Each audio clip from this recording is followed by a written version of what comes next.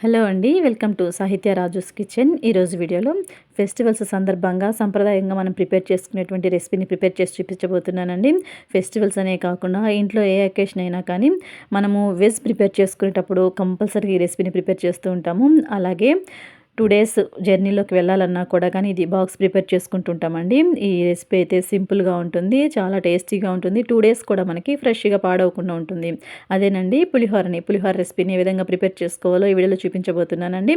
అది కూడా నిమ్మకాయతోటి.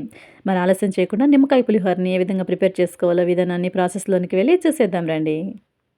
ఈ నిమ్మకాయ పులిహోర కోసం నేను ఇక్కడ ఒక గ్లాసు రైస్‌ని పొడి పొడిగా ఉడికించుకొని ఇట్లా వెడల్పుగా ఉన్నటువంటి ఒక గిన్నెలోనికి వేసుకుంటున్నానండి. ఈ రైస్ అనేది మనకి పూర్తిగా చల్లారాలి. చల్లారిన తర్వాత మాత్రమే మనం పులిహోరని ప్రిపేర్ చేసుకోవాలి. కొంతసేపటికి రైస్ అనేది పూర్తిగా చల్లారిపోయిందండి. ఈ విధంగా చల్లారినటువంటి రైస్‌లోనికి 2 పెద్ద సైజు నిమ్మకాయల నుంచి తీసినటువంటి నిమ్మకాయ రసాన్ని వేసుకుంటున్నానండి. మీరు చిన్నవి లేదంటే మీడియం సైజువి అయితే 3 తీసుకోండి. పెద్దవైతే 2 నిమ్మకాయలను తీసుకోండి. ఇవైతే రసం అయితే బాగా వచ్చాయండి, పెద్ద సైజు నిమ్మకాయలు. ఈ నిమ్మకాయ రసం అంతా కూడా ఉడికించినటువంటి అన్నంలోనికి వేస్తున్నాను. అలాగే రుచికి తగ్గట్టు ఉప్పుని కూడా వేస్తున్నానండి. ఈ విధంగా నిమ్మకాయ రసాన్ని అలాగే ఉప్పుని కూడా వేసుకున్న తర్వాత శుభ్రంగా చేతులు కడుక్కొని చేయితోటే ఈ రైస్‌లోకి నిమ్మకాయి అలాగే సాల్ట్ బాగా కలిసే విధంగా ఈ విధంగా కలుపుతున్నానండి. పులుపు అనేది కొంచెం ఎక్కువగా ఉండేటట్టే చూసుకోండి. పులిహోర పుల్లగా ఉంటేనే నోటికి రుచిగా, కమ్మగా ఉంటుంది. ఇప్పుడు ఈ విధంగా రైస్‌ని నిమ్మకాయ రసము అలాగే సాల్ట్ కలిసే విధంగా బాగా కలుపుకున్న తర్వాత ఇప్పుడు ఈ రైస్ కోసం మనం తాలింపుని వేసుకుందాం. ఇప్పుడు గ్యాస్ ఆన్ చేసి స్టవ్ పై ఇలా బాండిని పెట్టుకోండి. అందులోనికి 2 టేబుల్ స్పూన్ల వరకు ఆయిల్ వేసుకొని కాగనివ్వండి. పులిహోరలో కొంచెం ఆయిల్ ఎక్కువ వేసుకుంటే టేస్టీగా ఉంటుందండి. ఆయిల్ వేడయ్యాక ఇందులోనికి 2 టేబుల్ స్పూన్ల వరకు వేరుశెనగ గుళ్ళను వేసుకోండి. అలాగే 2 టేబుల్ స్పూన్ల వరకు జీడిపప్పు పలుకులను కూడా వేసుకొని దోరగా వేయించుకోండి. ఈ జీడిపప్పు అలాగే వేరుశెనగ గుళ్ళు అనేవి కొంచెం ఎక్కువ కూడా వేసుకోవచ్చండి. టేస్ట్ అనేది పులిహోరలో చాలా బాగుంటుంది.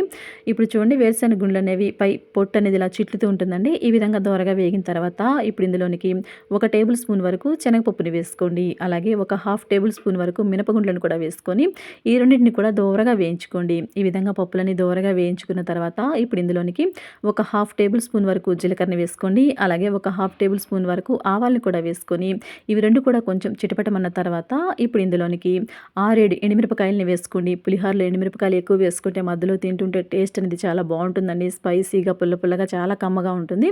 అలాగే ఇందులోనే 2 రెమ్మల కరివేపాకుని కూడా ఇలా మధ్యకి తుంపి వేసుకోండి. ఎండుమిరపకాయలు, కరివేపాకు కూడా కొంచెం ఇలా దోరగా వేయించుకున్న తర్వాత ఇప్పుడు ఇందులోనికి 1 టేబుల్ స్పూన్ వరకు ఇంగువను కూడా వేసుకోండి. పులిహోరలో ఇంగువ ఫ్లేవర్ అనేది చాలా బాగుంటుందండి. అలాగే ఆరోగ్యానికి కూడా మంచిది. ఇంగువను కూడా వేసుకున్న తర్వాత గ్యాస్ ఆపేసుకొని ఇప్పుడు తాలింపు వేడిగానే ఉంది కదా, ఈ వేడి మీదని 1 స్పూన్ వరకు పసుపుని కూడా వేసుకోండి. ఈ వేడికి పసుపు అనేది పచ్చితనం పోతుందండి. ఇప్పుడు ఈ విధంగా ప్రిపేర్ చేసుకున్నటువంటి తాలింపుని మనం ముందుగా నిమ్మకాయ, ఉప్పు కలిపెట్టుకున్నటువంటి ఉడికించిన అన్నంలోనికి ఈ తాలింపుని వేసుకొని మిక్స్ చేసుకుందాము.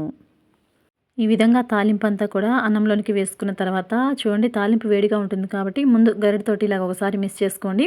ఇలా గరిటెతో మిక్స్ చేసుకున్న తర్వాత కొంచెం వేడనేది తగ్గుతుంది కాబట్టి ఇప్పుడు చేయిని శుభ్రంగా కడుక్కొని చేయితోటి పులిహోరని బాగా ఈ తాలింపులోకి అన్నమంతా కలిసే విధంగా బాగా మిక్స్ చేసి తీసుకోండి. చేయితోటి కలిపితేనే టేస్ట్ అనేది చాలా బాగుంటుందండి. చక్కగా ఇవంతా కూడా రైస్లో కలిసే విధంగా బాగా మిక్స్ చేసి తీసుకున్నారంటే మనకి టేస్టీగా పులిహోర రెడీ.